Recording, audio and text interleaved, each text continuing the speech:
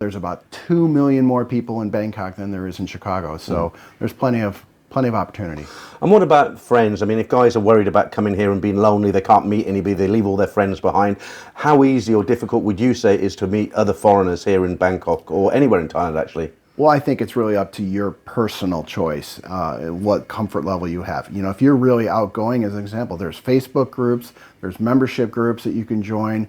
You can start following a lot of the YouTubers, and they probably sometimes have meetings. I know some of those guys have organizations.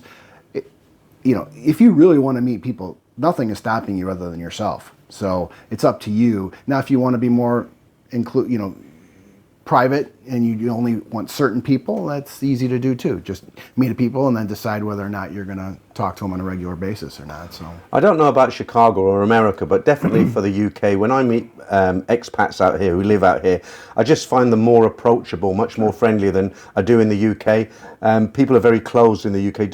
Would you say it's a similar situation with Americans?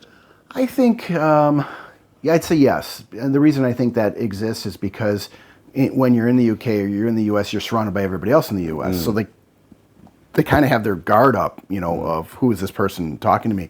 When you're out here, we are the minority, right? Whether it be the UK or the US. So, there's somebody else. So, I certainly want to talk to them and see what's their story. So I think it is a little easier to meet people out here. Yeah. Sure. So if I put you on the spot now and ask you, what are your favorite 3 things about Thailand? So you moved out here, you've been a year. You could probably name 10. I know I can, but what would be your top 3 things that you're glad that you moved out here to live? Well, I guess the culture is great, and that encompasses so many things. I'm using vague terms because it can just, whether it be the culture, the people, their attitudes, whether it be their concept about food, whether it be their exercise, all things encompassed in culture. Certainly, I like the economics of it as well. I would have to penny pinch if I was in a Western country where I can live much more extravagantly here on the same amount of money. And I'd say just the people in general. I would change the climate if I could, but it's. I have the choice. Is it winter and a little bit of summer, or is it a lot of summer and very little winter? Sure. I'll take the lot of summer over winter. Yeah, sure. I mean, for me, it's not about the heat. It's, it gets up to 38 degrees. I can stand that, but it's the actual humidity. Because it's like, I believe it's 88% humidity, and it's a killer, isn't it? I mean, it just wears you down. But this is a great time of year now. I'm dating this video now because we're just about a week away from December, and the temperature's cooled down. It's still a little bit humid, but it's nice, isn't it, in the park and stuff? Yeah, it's good, especially in the morning. And morning's the best here, if you want to get out, in my opinion. Night is really good too if it gets later on and you're a night owl. I just had my friend send me a video from his yard, and he had snow coming down in his yard. Yeah. So I'm like, looks really pretty, and I'm glad I'm not standing in it. For sure. So, yeah.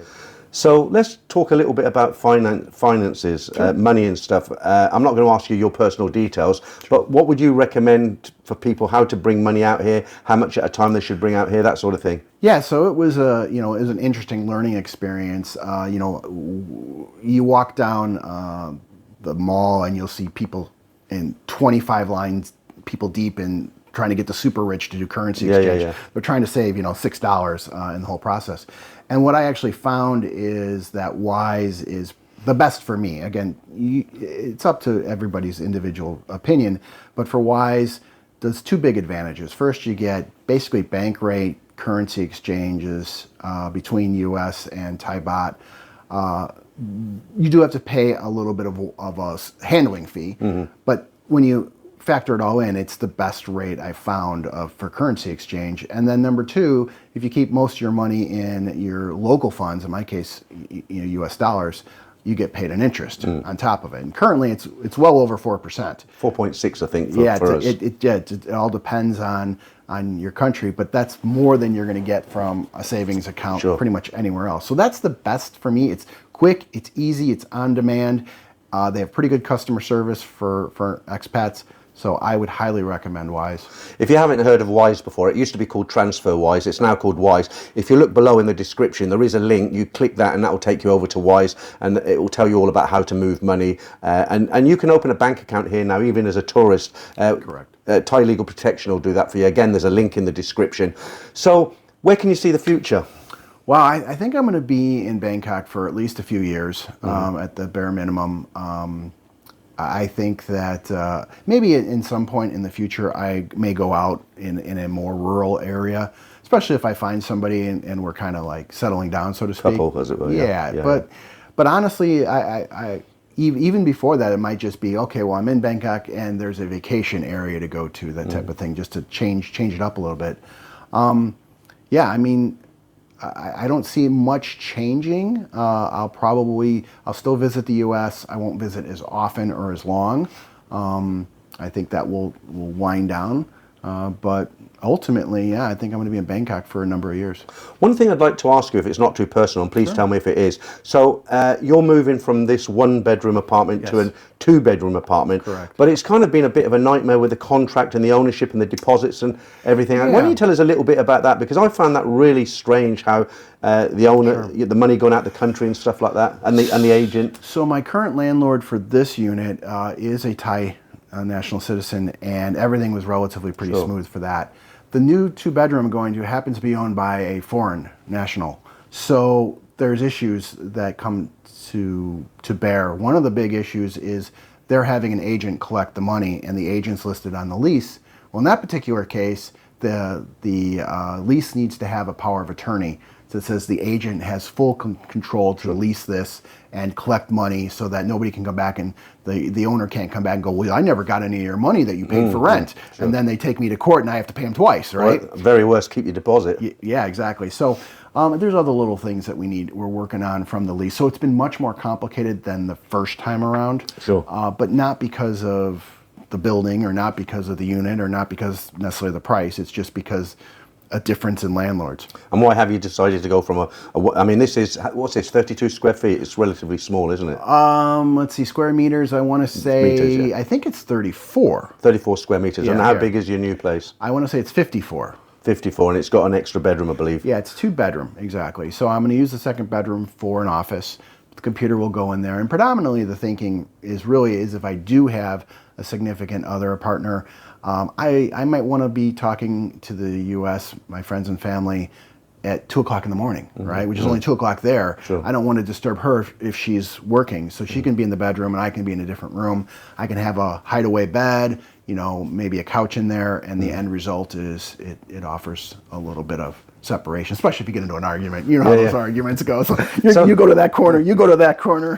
What about, you said it's 2-bedroom, and this is a 1-bedroom. Yeah. So that's great. Good luck with the move. So I just want to ask you something else that people might not be expecting. Have you ever met any of these guys out here who have moved out here and they've just come out here without enough money, and they're basically they have a chip on their shoulder? They've got a real bad attitude. They blame the staff for things going wrong. And have you met any of them? I have not met any of them directly. I suspect I've seen a couple walking the streets, but I've never really talked to them. But no, I have not met anybody directly that is in that scenario. You get a few of them in Pattaya. I've actually not met them face to face, but I've witnessed certain things. And I mentioned on one of my live streams once years ago, I was really happy in a bar I was in and left 100 baht for the waitress.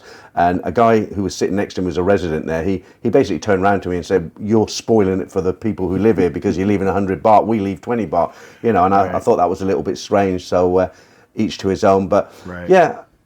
Good luck with the move. Is there anything you want to add to any advice you'd offer guys before we end this? I would say don't worry as much, and just actually, as long as you don't have an obligation that's blocking you, don't worry. Take the chance. I think you're going to really love it. If you are, you could play it cautious and draw it out, and there's certainly nothing wrong with that.